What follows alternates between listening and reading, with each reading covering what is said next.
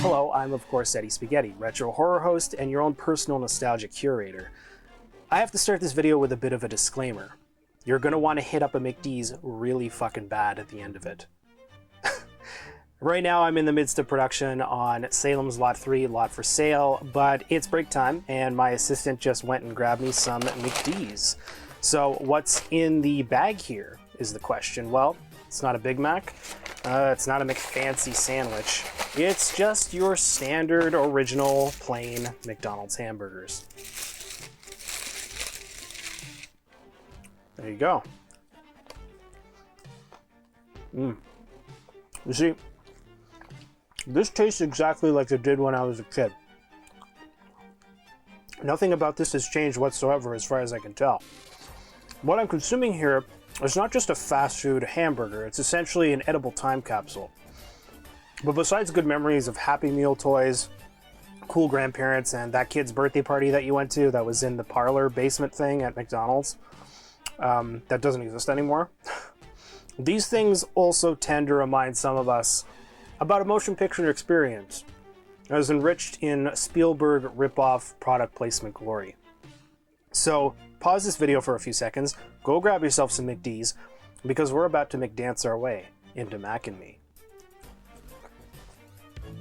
Let's address the Timothy Olympiad in the room. I know, and the majority of you people watching know, that this is the movie Paul Rudd shows a clip from whenever he visits Conan O'Brien's program. But besides the scene involving a stunt dummy in a wheelchair being thrown off the side of a cliff, there's an interesting story here about a mediocre ripoff that managed to remain relevant due to a few memorable sequences and its connection to one of the most powerful nostalgic brands of today. But it's best if we start at the Mick beginning.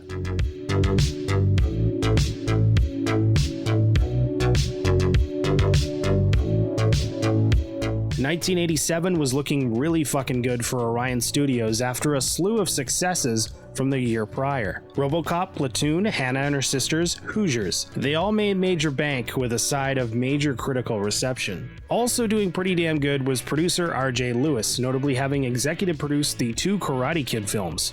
For his next project, his sights were set on a unique production with Orion that he could call his own and look back fondly at while blowing his nose with a $100 bill. As a former advertising executive, Lewis was once in charge of corporate accounts for fast food giant McDonald's. It's assumed that at some point along the way, he got the idea that a notable brand such as McDonald's could benefit from McBuddying up with Hollywood. Now, before we go any further, I'm going to have to pause the tape for a bit so we can talk about product placement. So, as a producer myself, I very well know the benefits of this strategy. When I brought in Werther's for Cocoon 3, the Daytona adventure, the revenue helped me put another saltwater swimming pool on my yacht. Even some of the more revered and highly acclaimed productions out there are guilty of this, like even the source material Mac and Me is clearly inspired from, E.T. the Extraterrestrial. Back in the mid-80s, product placement was becoming more identified as a commodity for studios. And even though E.T. had an overall wholesome message going on, you gotta acknowledge that it did throw in a few advertising plugs that have since become associated with its pop culture identity. You can't go through a watch of it now without pointing out the Reese's Pieces or Pepsi products. Hell, Pepsi even offered collector's coins and a mail-away poster offer in the home video releases because there was still plenty more to be milked off this flick about a boy and an alien. Even by 1987, 1982's E.T. was still the highest grossing film ever made worldwide, and that would not change until a few years later when Spielberg upped himself with dinosaur epic Jurassic Park. Going back to Aliens though, E.T. was such a hit that it was re-released again in 1985 and earned itself another fair chunk of change, attesting to how massively beloved that movie was even years after it initially came out. Despite this Amblin-produced powerhouse showing off its box office biceps, producer R.J. Lewis still saw potential in McD's somehow contributing to the next E.T. of sorts and beating the beloved tale at its own game. But he knew they couldn't do it alone, so he brought on board the other biggest nostalgia-based brand, Coca-Cola. Coke had just bounced back the previous year with an ad campaign featuring Max Headroom as the new rep for the brand, taking over for some loser comedian that nobody likes. This came as a result of the severe backlash from consumers in the southern United States due to the introduction of New Coke in '85. If you want to learn more about that, I can tell you right now, there's a reason it doesn't exist anymore. Now, 1987, Coke is looking for more winning opportunities, and all things pointed to jackpot when given the option to partner with McDonald's to essentially remake the highest-grossing film ever made. The same movie Coke turned down a product placement deal with 6 years prior. Yep, Coke's bigger blunder was backing out of a deal to have their product appear in E.T. It could have been Coke's collector's coins up for mail order in those home video releases.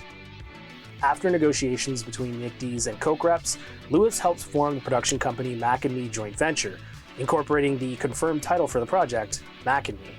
And if you thought ripping off the concept of E.T. was enough, the title here is taken straight from the first draft of E.T. called E.T. and Me. I haven't seen something so brilliant since the script for Back to the Future, which is a time travel tale involving a goddamn vampire. Mac stands for a mysterious alien creature, but I'm gonna bet all the McNuggets that this was intentionally put as a reference to McDonald's. So RJ has the title, the concept, and a production company on board, as well as joint agreements for product placement from arguably the two biggest brands in North American history. He decides to call up Stuart Raffle, a British director who had established himself as a revered nature film director with much acclaim from Disney. While being asked to direct, Stuart is informed that a main partner through McDonald's is already on board for the project, but the script has yet to be written. Put yourself in Stuart's shoes for a minute. Pretend I just called you from my yacht, or messaged you over Facebook or whatever, and was like, hey, do you want to direct this movie about a kid and an alien? And you're like, what, like E.T.? And I'm like, E.T.? Never heard of it. But are you ready for this? Did you eat a Big Mac lately? Because you're going to be eating a shit ton more. McD's is on board as a partner. And you're like excited, and you're like, holy fuck. Whoa, when is this going down? And I straight up say, oh, post-production already started. By the way, we don't have a script yet. Can you like go hammer that out so we can get filming? The movie's called Mac and Me. Get it, McDonald? Stuart was soon brought in for a meeting to discover Lewis had an entire crew already on payroll, even with no script. But that's no big issue because Stuart is tasked with writing the script on weekends while he begins to prep the film. Lewis also stated that he intends to cast the lead role with a physically impaired actor. And while I'm all for hiring physically impaired actors in general because they're actors too, I get an unsettling feeling here based on what I've mentioned about Lewis before, that he was trying to pull at the heartstrings that E.T. hadn't. They ask you, how'd you get in the wheelchair? And so now what I say, when someone asks me, I go Vietnam. You just cut that, Yeah. They just kind of stare at me and they don't know what's going on. Tasked with his objective, Raffle writes the entire thing in his hotel room during pre-production. If you're not familiar with how Hollywood works, this isn't how it works. You don't greenlight a fucking project, bring on partners, and then go, alrighty, all we need is a goddamn script now. Like even when I executive produced the other Boiling Girl, at least we had a polished take done before looking at casting. At some point along the way, the script gets co-written or treated by Steve Feck, whose most notable credit besides this one is When a Stranger Calls. Mars Incorporated, the candy company, joins on to allow their product Skittles to be featured in the movie, and hey, guess what? Like Coke, they also turned down E.T. back in '82. So again, combine regret with the presence of Coke and McD's, Mars would be foolish to say no here. They go on to become perhaps the least mentioned brand in the movie. Alan Silvestri is hired to compose the score for the film, which sounds very close to his work on Back to the Future, and Mac and Me officially starts production on a budget of $13 million, which is actually pretty generous. Also released in 1988, the first Naked Gun film had a budget of 12 and managed to earn 78 worldwide. Or Crocodile Dundee 2 worked off 14 and gained $239 million. So a budget of $13 million in 1987 is actually very doable.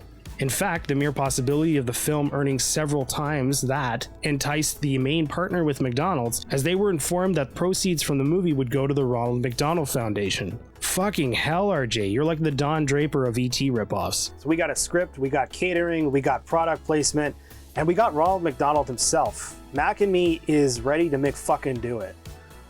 Getting into the finished film though, I won't go into too much detail per usual.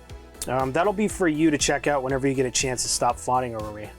The film goes like this. A scientific test goes wrong as the youngest child of an alien couple escapes from a government lab and winds up befriending Eric, a young boy with spina bifida who has just moved to Cali with his mother and older brother. Kid befriends another kid. That kid has an older sister that Eric's brother goes gaga for. They discover Eric's secret alien pal, then decide they gotta get Mac, back with his family. Insert basic story progression steps from E.T. and you got Mac and Me. Now, to be fair, Mac and Me does at least add a few new things to the entire Happy Meal. A very memorable scene involving Eric falling off of a cliff and a dance sequence at a McDonald's. The scene involving Eric falling is the main reason Mac and Me is still relevant. My tennis buddy and actor Paul Rudd began to present this clip back in the mid-2000s when visiting NBC's Late Night with Conan O'Brien. It was so wildly received that he continues to still promote any film he's in with this clip when on Conan's program. I know it's awful to be laughing at the idea of a wheelchair-using child falling off of a cliff, but the real amusing part of this is that we can tell it's obviously a dummy thrown over the side.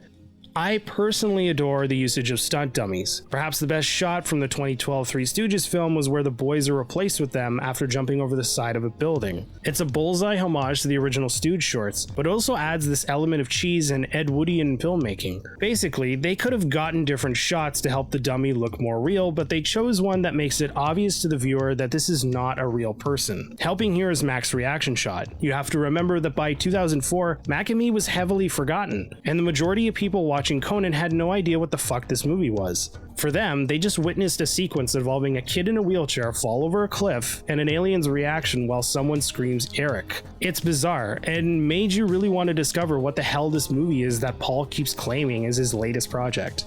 One further interesting element that Mac and Me fares better with than E.T. is its multiculturalism. There's more diversity here, even though it's mostly with background performers, but I doubt this was done on purpose. You're comparing 1987 versus 1981, the years the two films were shot, and that's quite a difference here, where by the point of Mac's production, diversity in film had already become more of the norm, while 1981 is 1981. However, you may not really notice it with Mac and Me because you just saw a kid in a wheelchair fall off a cliff. Because of how impactful the cliff scene is, it overshadows a huge element to this movie that gives it even more pop culture power, and that's the involvement of McDonald's. Now that Paul Rudd has helped cement the foundation of its cult status, it wasn't until people watched the film that they witnessed what I think is its true strength in keeping its legacy alive: the McDonald's dance sequence. Holy shit, yes.